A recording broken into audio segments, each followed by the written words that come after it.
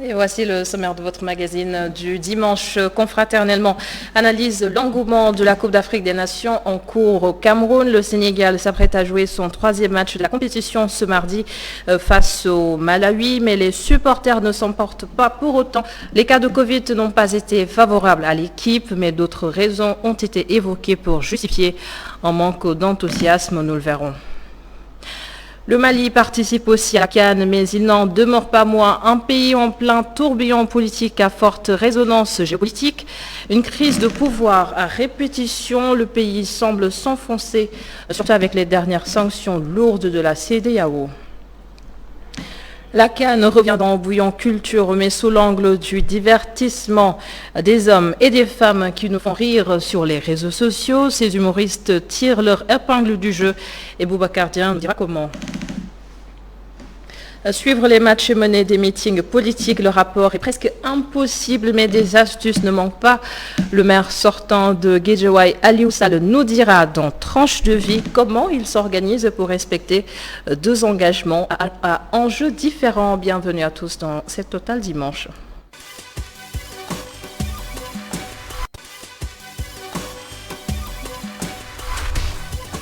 Après une victoire contre le Zimbabwe et un match nul contre la Guinée, le Sénégal joue son 3e et dernier match de poule ce mardi face au Malawi. Du côté des supporters, ce n'est pas la grande excitation. Beaucoup évoquent les nombreuses déceptions lors des CAN précédentes, sujet réalisé par Oumar Khan, Aliou Sow et Moussa Fall.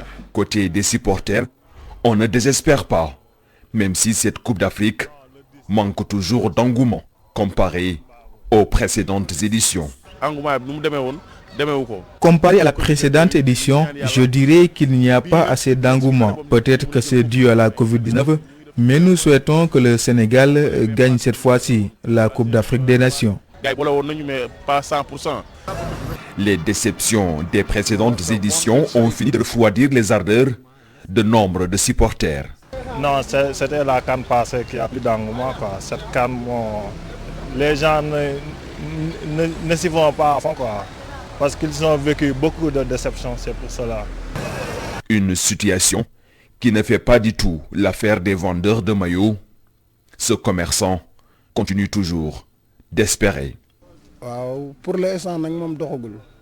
Pour l'instant, les affaires sont au ralenti. Peut-être c'est dû aux nombreuses déceptions vécues par les supporters sénégalais. Mais si l'équipe commence à gagner, peut-être les clients vont venir. Une victoire face au Malawi pourrait bien faire renaître l'engouement des Sénégalais vis-à-vis de leur équipe nationale de football. En attendant, drapeau et maillot cherchent preneur.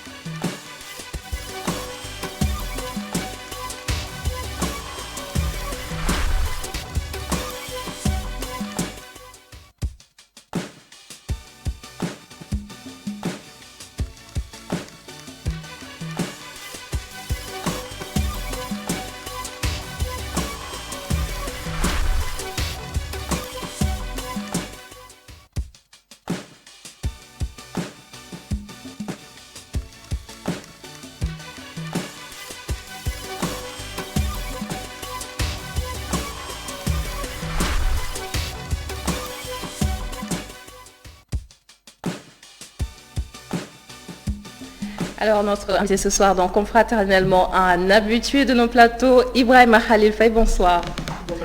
Et on vous appelle IKF chez nous, vous êtes consultant sport.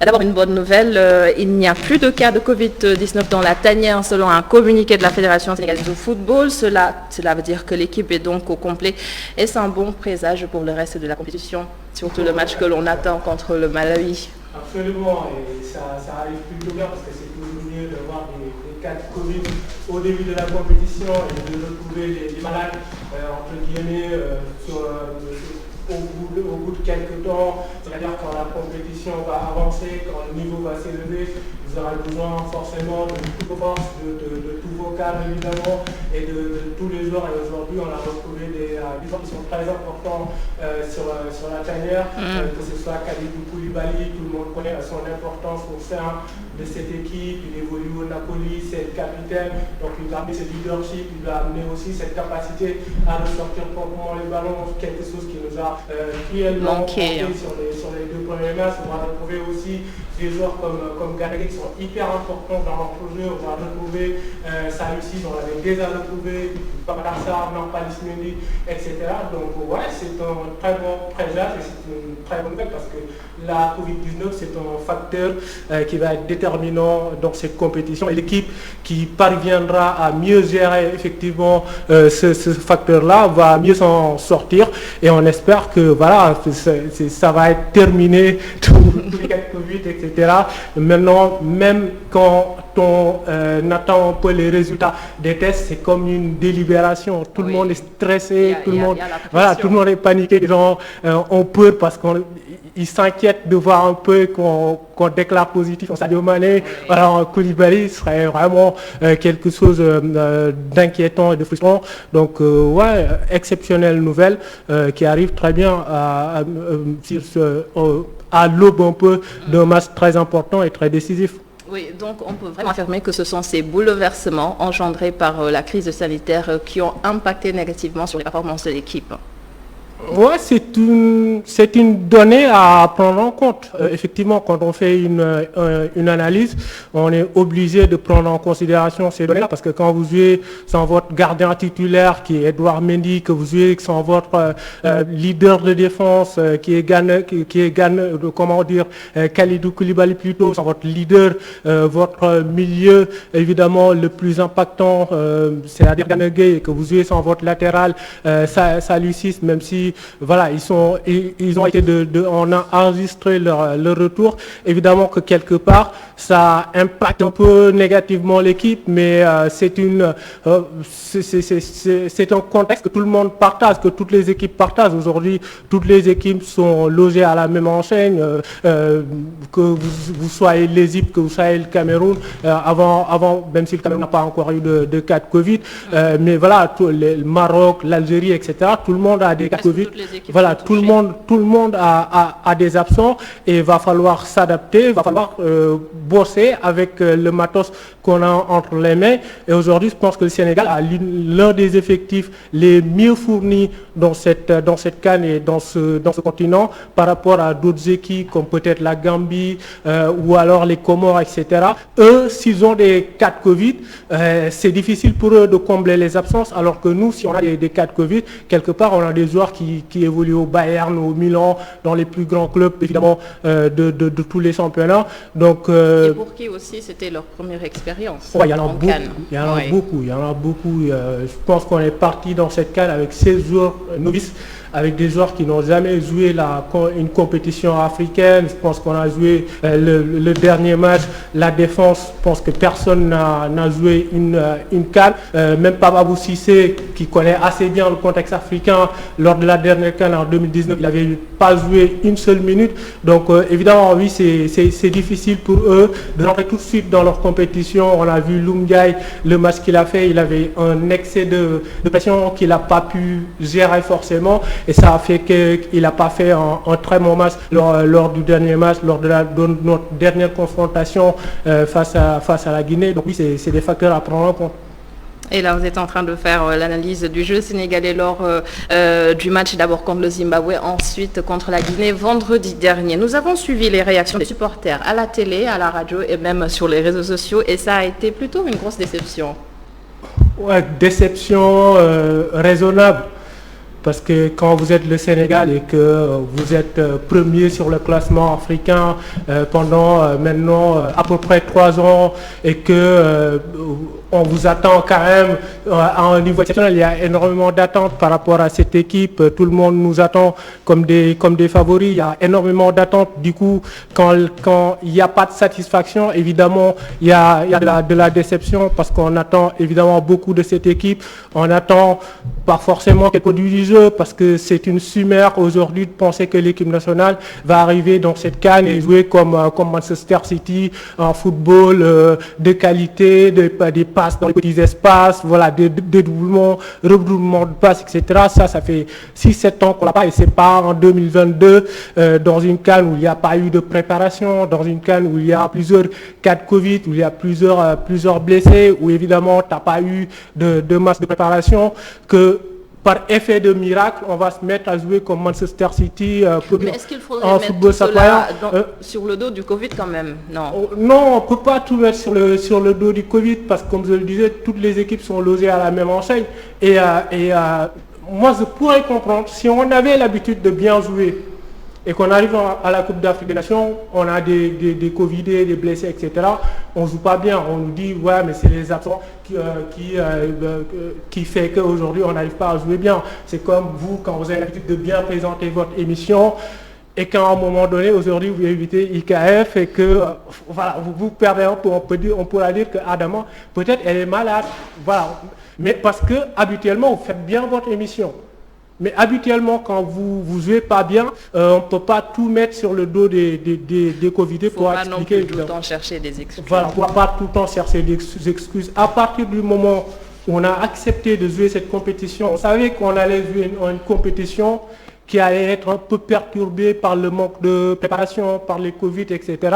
À partir du moment où on connaît ça, où on intègre absolument cette donne, il n'y a pas d'excuses à trouver par rapport à cela, parce que comme je l'ai rappelé tout à l'heure, le Maroc joue sont des joueurs très très importants, sont Hakim Ziyech, Mazraoui, Amin Harit. Le Nigeria joue sans ses attaquants vedettes, Osimhen, Denis, Igalo, etc. Et pourtant, ça ne leur empêche pas de produire du jeu, ça ne leur empêche pas de marquer des buts et de gagner.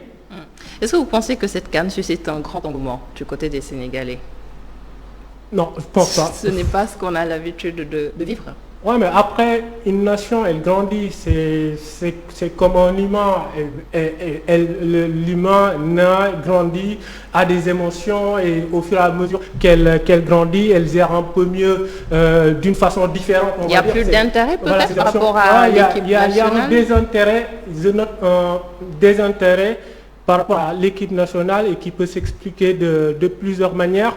Par l'impopularité notamment des joueurs aujourd'hui, parce que je pense qu'aujourd'hui, à part Sadio Mané ou alors Edouard Mendy, je ne suis pas sûr qu'aujourd'hui, si je te dis, est-ce que tu connais Fodé Ballo-Touré? Oui. Ouais, peut-être pas. Donc voilà, il n'y a pas un certain rattachement, proximité entre la nation et cette équipe nationale, et ça peut s'expliquer par le fait que l'équipe nationale ne procure plus beaucoup d'émotions à cette nation, et la nation a besoin qu'on lui fasse plaisir, elle a besoin qu'on lui procure. Il y en a qui en ont parlé dans le reportage d'ailleurs, qui ont dit qu'ils sont trop déçus.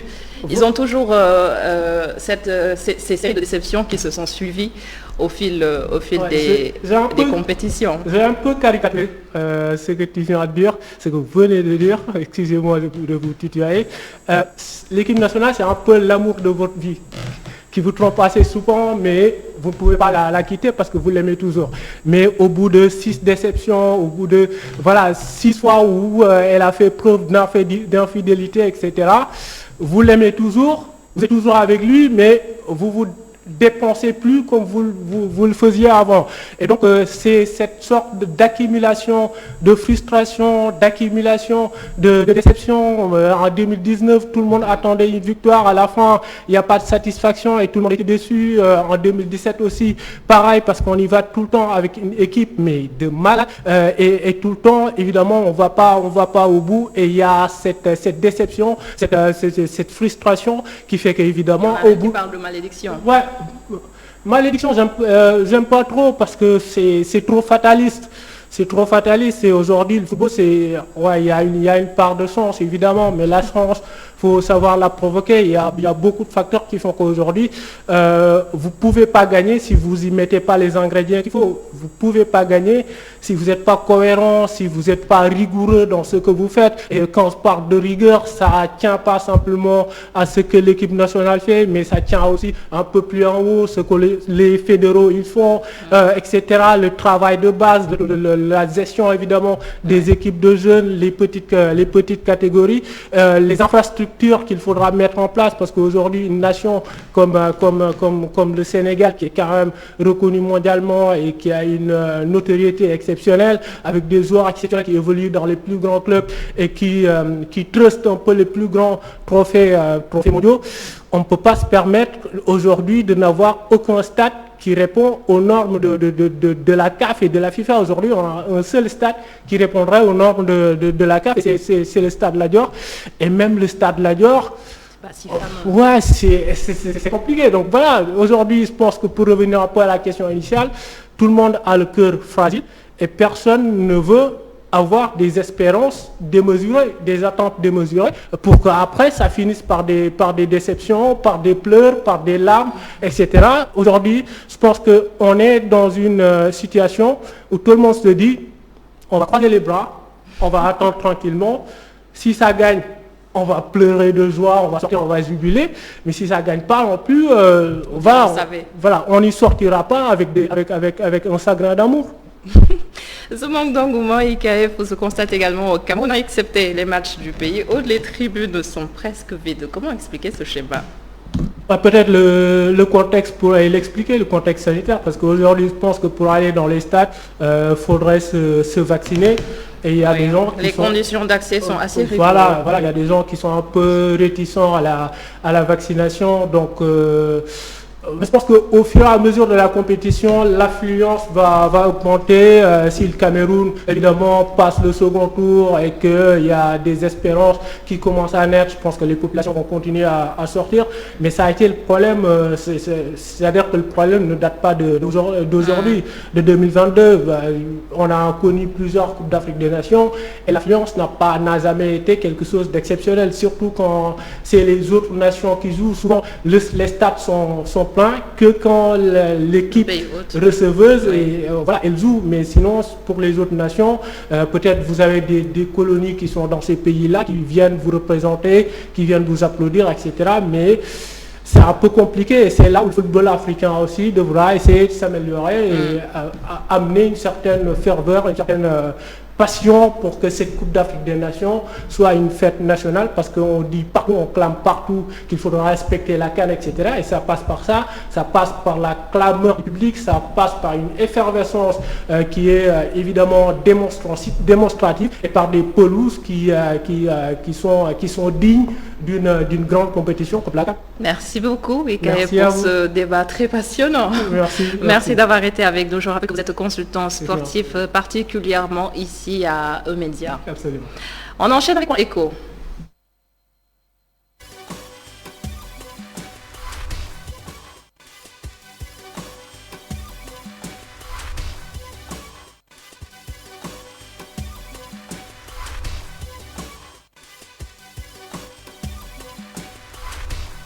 Alors pour le moment, les pertes ne sont pas encore estimables, mais ce qui est sûr, c'est que la fermeture des frontières entre le Sénégal et le Mali est un véritable raz-de-marée. Les citoyens des deux pays en pâtissent. Donc Coin Écho, un expert, analyse pour nous les relations économiques entre le Sénégal et le Mali. Omar Tangara est inspecteur des impôts, chef de la relation des douanes du Mali au Sénégal. Il s'est entretenu avec Alioune Sow et Seydina Mbaye. La fermeture des frontières entre le Mali et les pays de la zone CEDEAO a des conséquences dans les deux sens. Dakar et Bamako en sont une illustration, même si pour l'heure aucune estimation n'est livrée, les pertes dans le domaine de l'économie sont évidentes. Les transactions entre le Sénégal et le Mali se chiffrent en termes de milliards par an.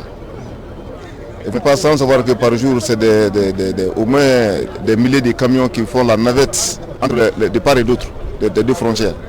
Donc, et tous ces camions, quand ils vont au Mali, ils sont chargés, des retours, ils sont chargés.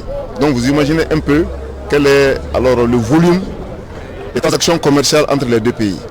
Mais je ne peux pas vous dire une évaluation exacte pour le moment, parce qu'on n'a pas fait de statistiques.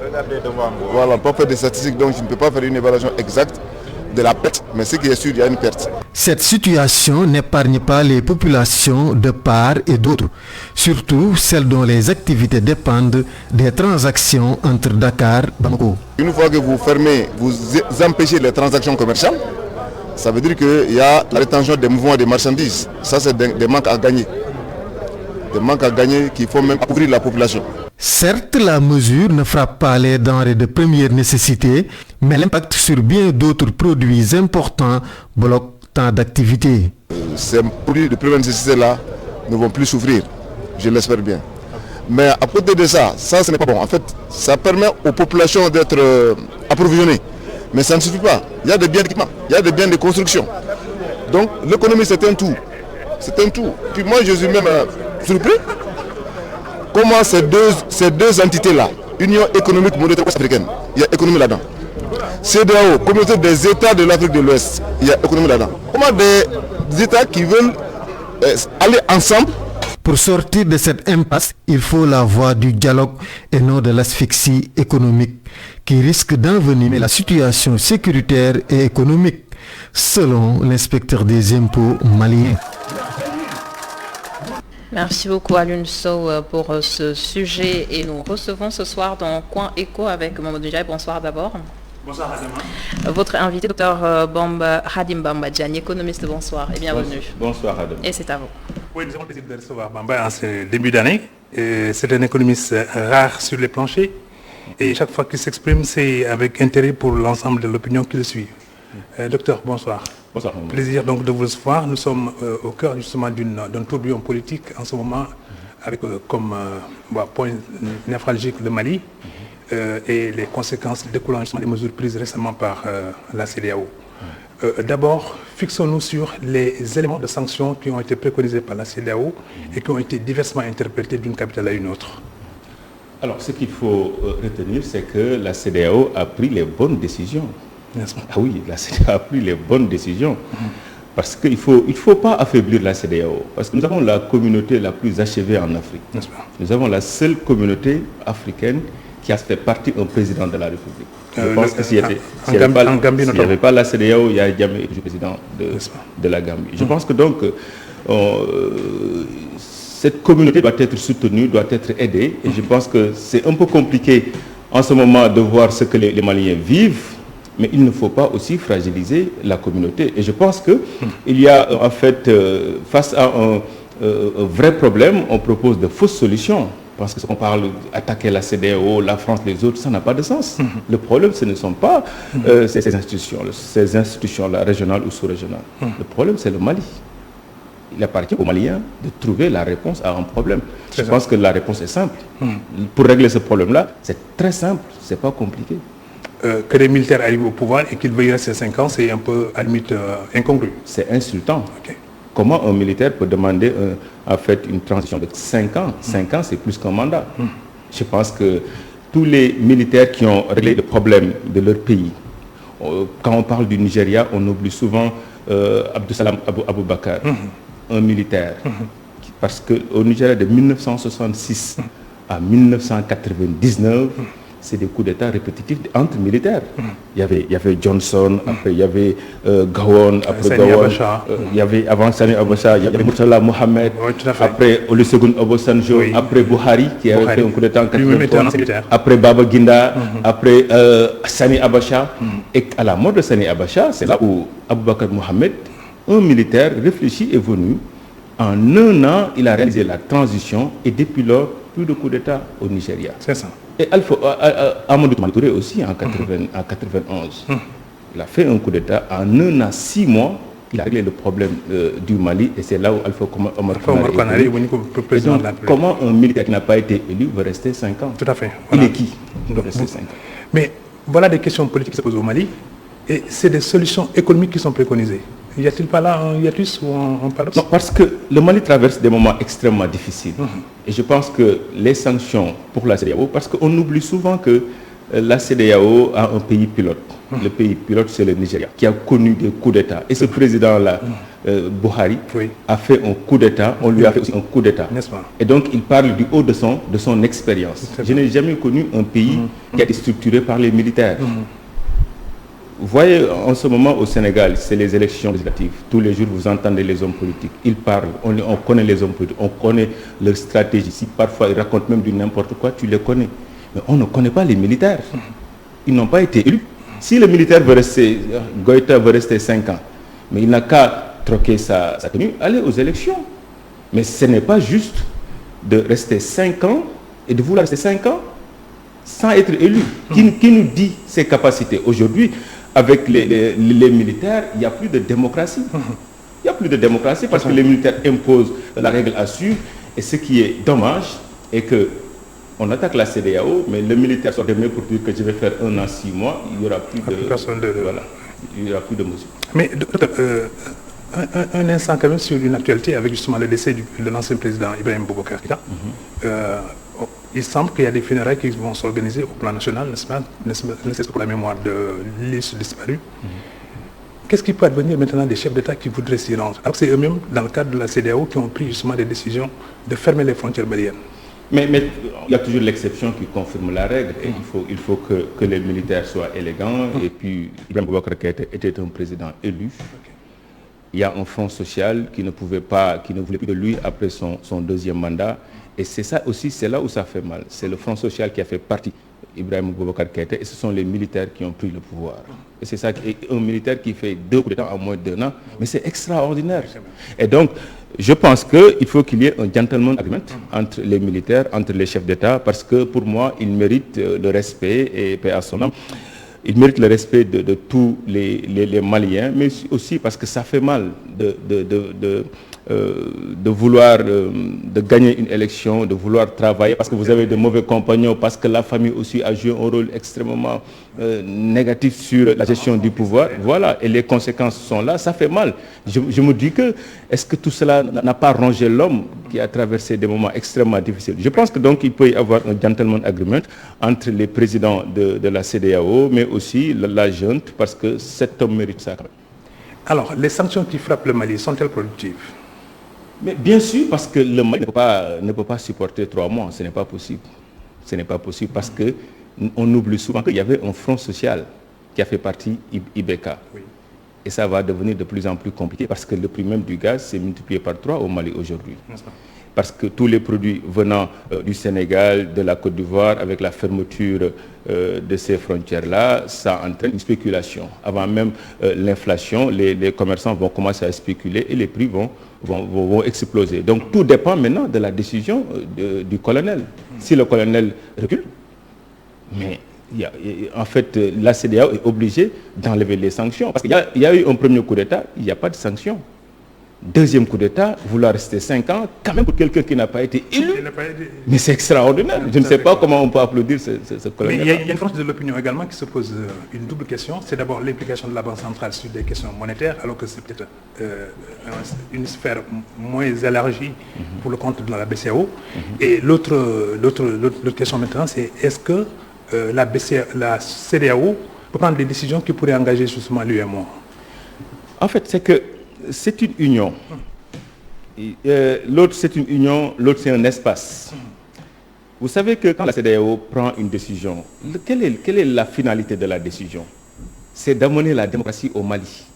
Le problème est que le Mali, maintenant, ne vit plus dans un régime démocratique.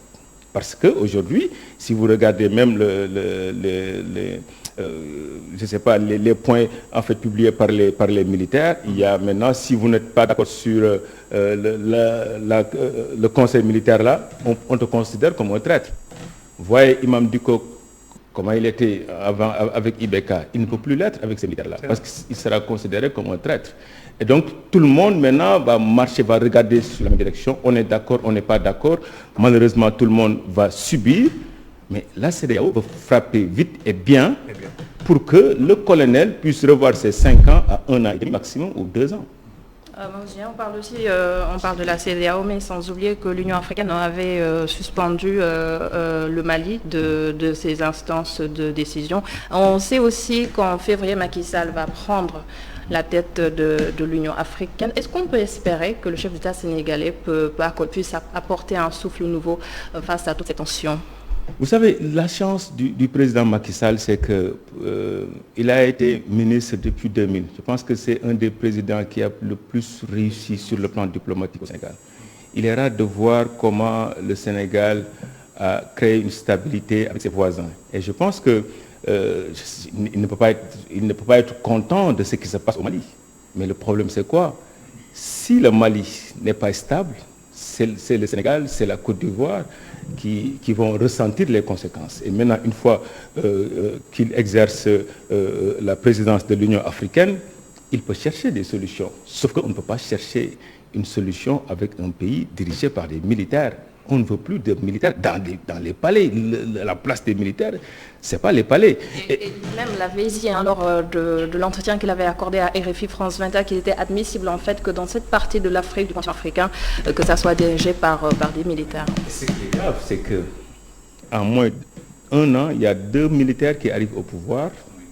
Et sous peu au Burkina, il pouvait y avoir un coup d'État. Il y a tellement de pays fragiles au niveau de l'espace de la CEDEAO. Si on applaudit un militaire, les autres vont penser que leur place aussi c'est au palais. Il faut que les gens soient durs avec ce militaire-là, parce que les hommes politiques, on les connaît, mais ce militaire-là, on ne connaît absolument rien de Assimi Goïta. Mais non, là, gérer un pays, c'est du sérieux. C'est pas parce que tu portes une tenue, tu attaques la France, tu attaques les pays, tout le monde applaudit que tu peux gérer un pays. C'est du sérieux. Ça, c'est l'affaire des hommes politiques. S'il veut être président de la République, mais qu'il enlève sa tenue et qu'il bat campagne. Si les Maliens sont avec lui, mais nul ne peut se prévaloir de sa propre turpitude. Mais si dans l'espace, on commence à laisser les militaires se flirter avec le pouvoir, pour moi, c'est le danger. Et je ne pense pas que tous ces problèmes-là, on dit qu'il y a blocage, mais que Assimi revoie ces 5 ans pour voir. Est-ce que les pays de l'espace CEDEAO vont continuer à maintenir le blocus? Et je sais très bien qu'à d'ici 3 mois, il ne peut pas tenir. Alors, restons donc dans les principes des sanctions prises justement contre le Mali. Quelles peuvent être les conséquences de ces sanctions-là au plan régional, notamment au port de Dakar, qui était justement le port presque un vivier justement du Mali, des exportations maliennes? C'est le coût de la démocratie. C'est ça.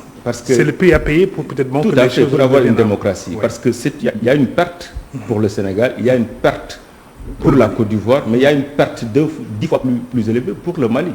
Et le Mali ne peut plus supporter. D'ici 3 mois, je vous dis que les prix commencent à exploser par la spéculation.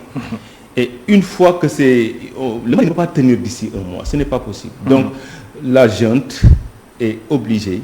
Je pense que le fait de se braquer, c'est une perte pour la junte. Parce que le combat, ce n'est pas contre l'Union africaine, contre la CEDEAO, contre la France, c'est un combat contre la démocratie. Et je pense que les Maliens ont connu des coups d'État comme ça. Vous savez que le Mali a été dirigé plus par les militaires que par les civils. Est-ce qu'ils ont eu des résultats? Rien du tout. Et dire qu'il faut régler le problème du Nord pour démocratiser, c'est comme si un président sénégalais disait que je vais régler le problème de la Casamance avant de... Mais non, quand est-ce qu'on va régler le problème de la Casamance? C'est une guerre qui peut continuer, qui peut durer 100 ans. Alors, on parle de plus en plus justement des dynamiques économiques justement dans la sous-région. Tous les ports de la façade atlantique qui avaient peut-être des possibilités de déboucher pour le Mali sont plus ou moins fermés à cause justement de la fermeture même des frontières. Mais les Maliens semblent dire aujourd'hui on peut contourner les difficultés en allant peut-être vers Nouakchott. Donc géographiquement, peut-être bon, ça s'étend. Aller de Nouakchott à Bamako, c'est peut-être une éternité. Est-ce que ça c'est viable ou bien c'est simplement des solutions de survie? C'est pas viable, c'est pas des solutions structurelles et ce n'est même pas tenable. Le Mali n'a pas ses ressources, n'a pas les moyens de sa politique. Le Mali traverse des moments difficiles. La Covid a mis à genoux son économie, les djihadistes, et toutes les ressources maliennes viennent de son nord. Et quand vous voyez 3/4 de ces ressources viennent de l'or vendu, et l'or vendu lui apporte presque 2000 milliards de devises.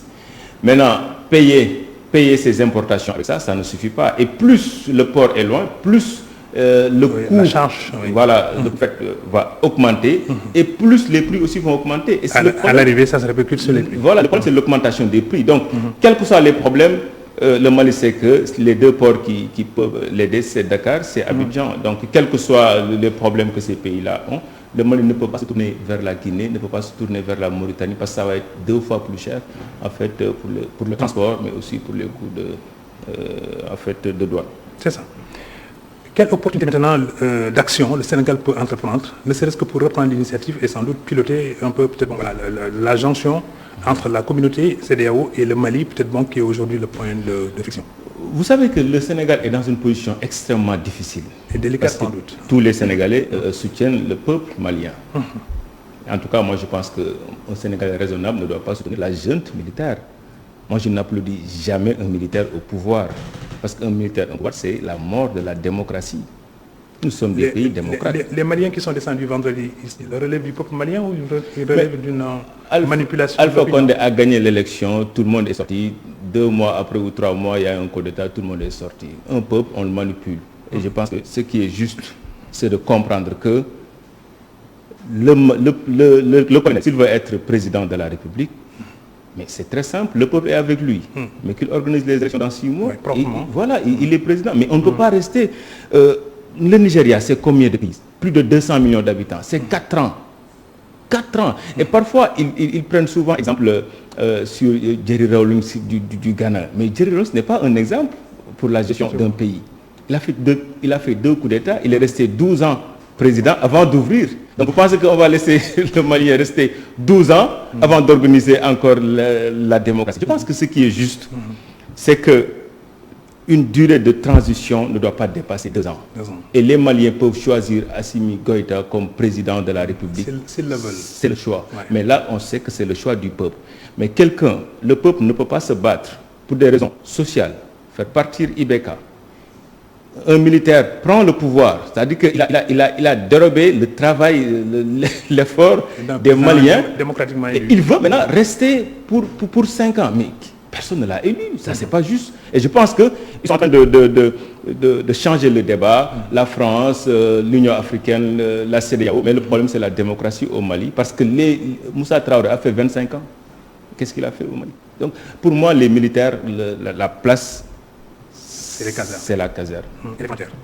Maintenant, quel risque encourt notre pays en se montrant moins coopératif avec le Mali, auquel l'histoire, l'économie, la géographie, la culture, la religion et beaucoup de choses. Il faut être très injuste pour attaquer le Sénégal sur ce dossier-là. Le Sénégal n'a absolument rien fait. Le Sénégal est dans un espace et dans une zone, c'est l'espace. Et il est solidaire des mesures prises par la CEDEAO. Comment un président de la République peut, dans 20 jours, être le président de l'Union africaine? Comment il peut ne pas être solidaire dans une décision d'une communauté ou bien d'une union? Il faut qu'on soit élégant. Je pense que le président Macky Sall est obligé d'être solidaire. Parce que quand on faisait partie le président gambien, parce que le président sénégalais était solidaire avec le président nigérien, avec les autres. Je dis qu'une communauté qui a enlevé un président de la République, il n'existe, je ne connais pas dans le monde une communauté qui a fait enlever un président. Très bien. Les sanctions économiques maintenant qui sont prises, résolvent-elles le problème ou l'amplifient-elles? Mais les sanctions économiques, c'est pour une durée déterminée, courte. C'est pour une courte durée. Oui. Parce qu'on sait très bien que le peuple malien ne peut pas tenir. Et parce que je dis souvent que quand on observe la CEDEAO, Buhari, c'est un militaire, il est très stratège. Oui. C'est un militaire, et c'est un ancien militaire. Je vous dis qu'il a participé au coup d'État de 1966 à 1983. Il a été déposé aussi par, comment il s'appelle encore, Baba Guinda en 1985. Donc il est très stratège. Il sait là où ça fait mal, il sait là où taper. Et donc, le peuple malien, d'ici 2 semaines, 3 semaines, vous allez entendre l'augmentation des prix. Et ce même peuple qui a soutenu Goïta, ce même peuple va sortir pour dire qu'il ne peut plus tenir. Je voudrais juste ajouter que ça a relancé un débat autour de la CEDEAO et de ses prérogatives. Hein. On lui reproche à la CEDEAO d'être prompte à prendre ce genre de décision, ce genre de sanctions, mais quand il s'agit de questions comme les 3e mandats, les changements de constitution, elle est presque muette. Mais c'est extrêmement important. Et pour moi, c'est ça le rôle des intellectuels. Pousser la CEDEAO de mettre troisième mandat au niveau de ses textes. Et je pense que quand une communauté fait des efforts, il faut qu'on le soutienne. Maintenant, si on affaiblit la CEDEAO, un président peut rester ad vitam aeternam. Et moi, mon problème, c'est comment un militaire peut demander 5 ans. Et il dit de 6 mois à 5 ans. 6 mois à 5 ans, ça veut dire que... Et à chaque fois, vous entendez, oui, Jerry Rawlings, parce que moi, quand vous parlez de Jerry Rawlings, il a fait 12 ans avant d'organiser la démocratie et pour faire 2 mandats. C'est-à-dire qu'il a fait 12 ans, il dit que maintenant on a organisé les tests, on va faire maintenant, un président ne peut pas faire plus de 2 mandats, il a fait 2 mandats, ça fait 20 ans. Et vous pensez qu'on va laisser faire 20 ans au Mali? Surtout les contextes ont changé maintenant. Mais tout à fait. Les opinions sont beaucoup plus matures. C'est pour cela qu'il faut laisser aux Maliens, parce que ça, organiser des meetings, des rassemblements, c'est une chose, mais recevoir le vote est une autre chose. Et je pense que laissons les hommes politiques, laissons ceux qui veulent être présidents présenter leur programme et le peuple malien va choisir souverainement son président. Mais quelqu'un qui veut se cacher derrière, qu'est-ce qu'il a fait pour mériter tout cela? C'est le peuple, les imams. Ce sont ces gens-là qui se sont battus pour faire partir Ibeka et quelqu'un a ramassé le pouvoir. Il veut le garder pour 5 ans. Il veut le garder pour lui. Et pour moi, tout le problème, les sanctions, c'est juste la durée. S'ils acceptent de faire moins de 2 ans, je suis sûr et certain que les gens de la CEDEAO ne trouveront pas de problème d'enlever toutes les sanctions à 2 ans, 3 mois. Et le choix du prochain président peut-être sera d'autant plus déterminant puisque le terrorisme, l'insécurité gagne du terrain dans le Sahel. Et donc, dans toute l'analyse, on oublie les terroristes parce qu'ils se sont tués. Parce que sachant que maintenant, on parle du groupe Wagner, tout cela, mais comme je ne sais pas comment on peut combattre les djihadistes dans un désert de 1 500 000 km². Ce qui est sûr et certain que si la CEDEAO, la France, quittent le Mali n'a pas les moyens de résister aux djihadistes. Et les djihadistes, personne n'en parle. On ne parle que vraiment des détails. Quelqu'un qui va rester 5 ans alors qu'il n'a pas été élu. Je pense que la première question, au lieu de parler des sanctions de la CEDEAO, parlons de celui-là qui va rester 5 ans alors qu'il n'est pas élu. Maintenant, les djihadistes et le Mali, c'est un espace extrêmement stratégique. C'est le pied d'Achille, c'est le tendon d'Achille ou c'est le ventre? Mais pas le ventre. Mais c'est la croisée des chemins. C'est-à-dire que c'est un carrefour entre Côte d'Ivoire, Sénégal, Burkina, Algérie. Maintenant, c'est un espace, c'est un désert. Vous savez qu'avec le désert, on ne peut pas lutter avec les moyens que nous avons. Oui, même conventionnellement. Et donc, ce n'est pas possible. Il faut beaucoup de temps, beaucoup d'énergie, beaucoup d'argent. Et l'armée malienne ne l'a pas. Et en 2012-2013, nous, les Sénégalais, avons assisté, mais difficilement, à la destruction de Tombouctou. Et qu'est-ce que les Maliens ont fait? Qu'est-ce que l'armée malienne a fait? Et ces rebelles-là, vous pensez qu'ils vont quitter cette zone-là? En ce moment, ils sont en train d'attendre. Qu'est-ce qui va se passer dans 3 mois, 4 mois? Mais après, si le Mali perd le soutien de la CEDEAO, si les militaires sénégalais et burkinabés quittent cet espace-là, ça va être extrêmement compliqué. Donc, on a intérêt à gérer le Mali, mais on a intérêt aussi à avoir de la démocratie dans ce pays-là. Moi, le combat, c'est de la démocratie. Sans démocratie, on ne peut pas avoir quelque part de stabilité. Mais l'économiste que vous êtes, quand il remarque et observe un peu l'évolution du Mali aujourd'hui, y a-t-il pas d'autres raisons qui font que le pays est convoité? Est-ce qu'il n'y a pas de richesse, ou bien une question géostratégique extraordinaire, ou bien peut-être même un phénomène sui generis? Mais c'est que c'est un terreau djihadiste, et les djihadistes terrorisent le monde.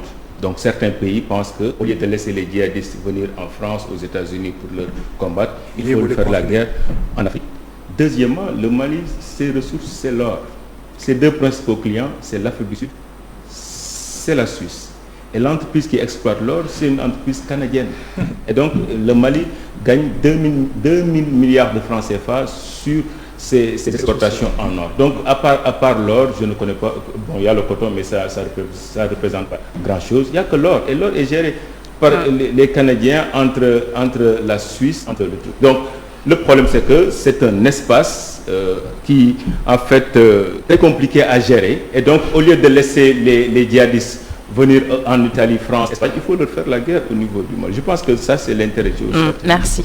Merci beaucoup, Khadim Bambadjagne, notre invité. Merci beaucoup, Mamadou Ndiaye. Nous sommes nombreux à les suivre sur les réseaux sociaux puisqu'ils nous offrent depuis un moment de rire et de détente. Je parle bien entendu des humoristes, qu'ils soient sénégalais ou d'une autre nationalité. Ils ont ce don de faire oublier les angoisses de la vie. Dans le contexte actuel de la CAN, beaucoup d'entreprises font appel à ces humoristes pour justement faire passer des publicités, toujours avec une bonne dose d'humour. Boubacar Dian nous en parle dans Bouillon Culture. La meilleure manière de perdre du poids, c'est de regarder un match du Sénégal. Regarder un match du Sénégal me rend philosophe. Damay xalaat di xalaat ay xalaat.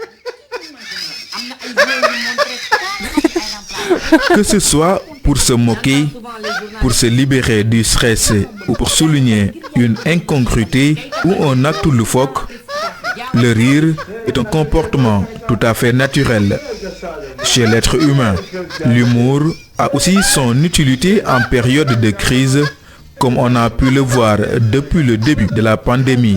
Il peut aider à faire passer des messages et servir de distraction en une période où les occasions de réjouissance se font rares. Avec la 33e édition de la CAN, les humoristes sénégalais ne sont pas en reste. Bon nombre d'entre eux se sont illustrés avec leurs vidéos comiques. C'est le cas de Diaw Ketchup ou encore de Mambala Mbow.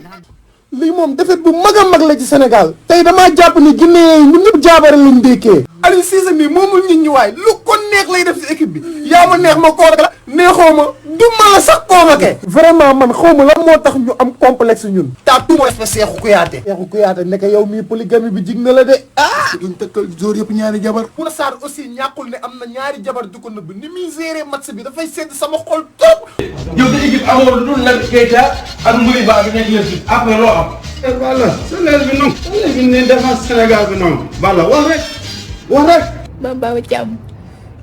Lii moom jëlul sax coupe du maire. Aliou Cissé est le tendon d'Achille de cette équipe. Le métier d'humoriste, faire rire, est devenu aujourd'hui une industrie florissante. Beaucoup de ces humoristes sénégalais organisent de grands événements, pour la plupart à guichet fermé.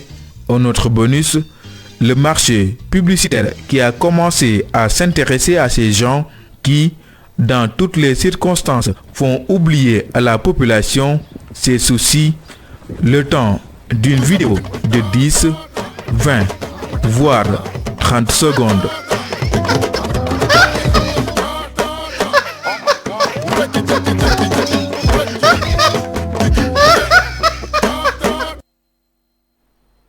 Attention à ne pas attraper un fou rire, mais bon.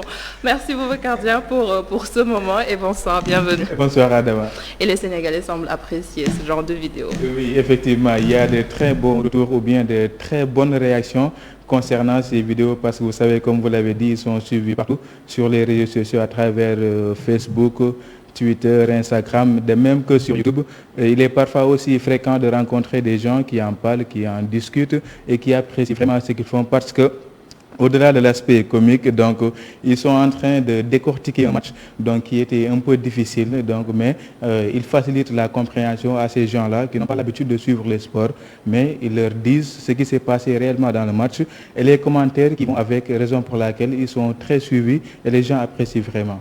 On a l'impression que c'est facile, mais derrière, c'est un gros travail, c'est toute une préparation. Oui, c'est toute une préparation parce que vous avez vu les différents angles de prise de vue. Donc, lors des vidéos que nous avons insérées dans notre papier, donc, il y a différents angles de prise de vue, mais aussi il y a la décoration qui va avec. Donc, ils sont obligés de se préparer pour pouvoir donner une bonne information concernant ce qu'ils font. Même les gens, s'ils peuvent en rire, mais il y a une information qui est derrière. Et pour cette information-là, pour qu'elle passe, il faut qu'il y ait une très bonne organisation, que le décor s'y est et que tout soit complet. Le travail de créativité aussi. Voilà, il y a une créativité et en plus, je l'ai dit dans la chute de mon élément, parce que ces gens-là sont très sollicités. Ce matin, j'ai parlé à l'un d'entre eux qui me disait que je m'apprête à aller au Cameroun. Donc pour suivre la CAN parce que voilà donc il y va. C'est plein d'opportunités aussi. Il y a de très belles opportunités, des occasions donc qui se présentent avec les entreprises qui sont là donc pour le marché publicitaire. Merci de nous avoir fait rire. Je vous en prie, Adama. Alors, on enchaîne on reste sur la Coupe d'Afrique. Suivre la CAN en pleine campagne électorale n'est pas chose facile pour les politiques qui sont obligés de réajuster leur planning. Notre correspondant à Guédiawaye, Mamadou Lamine Fati, a justement rencontré le maire sortant et candidat à sa propre succession, Aliou Sall, voyant comment il allie campagne électorale et match Sénégal.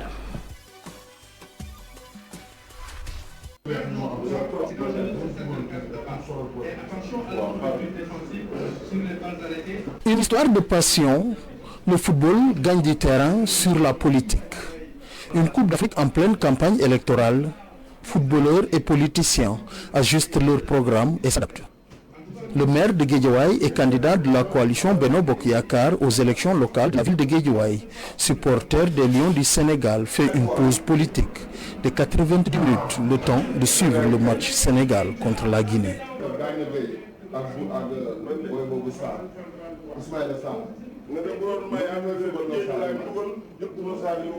Très passionné supporter des Lions, Aliou Sall entouré de ses collaborateurs durant les premières 45 minutes de jeu. L'adrénaline monte à chaque belle occasion de but des Lions.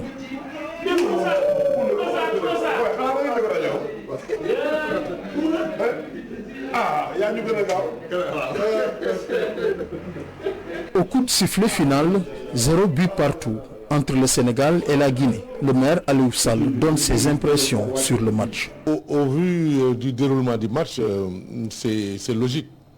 La Guinée a quand même largement dominé la première mi-temps, même si en deuxième mi-temps, bon, nos gars ont montré une qualité de jeu beaucoup plus importante et surtout ont développé les occasions nettes. Et on a eu plusieurs occasions à marquer, on l'a raté. Mais globalement, comme j'ai dit, si on compare les deux mi-temps, le match nul est une logique.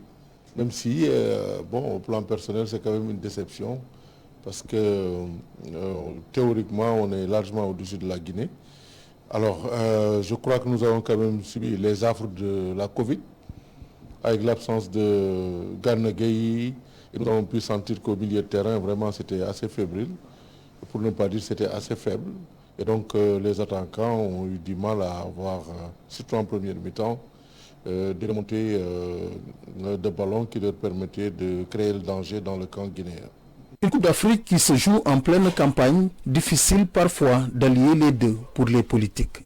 Oui, en même temps, bon, quand il y a match, c'est difficile. J'avais envisagé d'ailleurs de faire campagne les jours de match, mais la passion l'emporte sur le reste et donc on profite des jours de match pour faire des réglages dans l'agenda, pour recevoir des gens et pour permettre aussi à nos autres militants et à nos responsables de se concentrer sur le match parce que quand même c'est un moment extrêmement important. Comme j'ai dit, bon, si ça ne dépendait que de moi, on aurait pu faire beaucoup d'activités de proximité.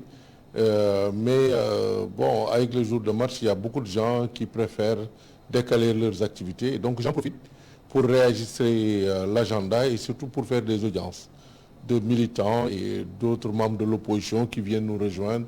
Donc c'est aussi ces moments-là que nous utilisons. Donc on fait la CAN, mais on continue de faire la politique.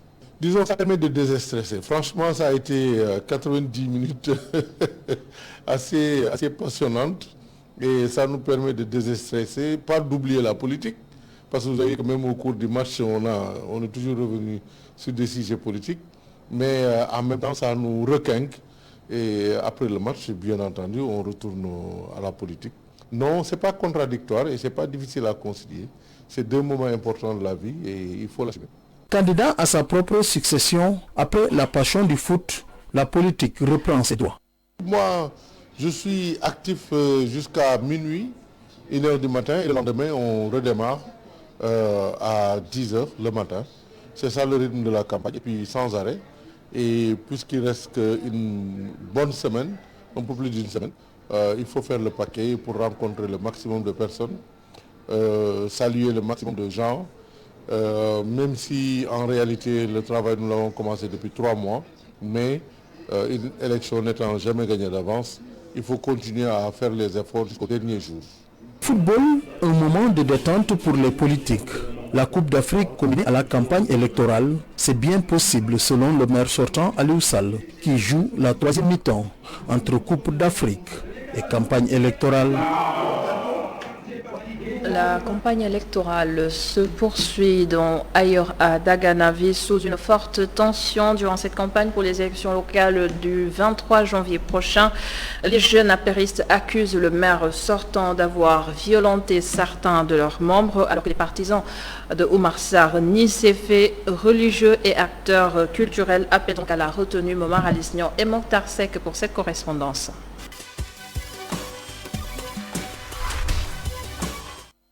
La violence gagne de plus en plus du terrain au cours de cette campagne électorale en direction des locales du 22 janvier prochain.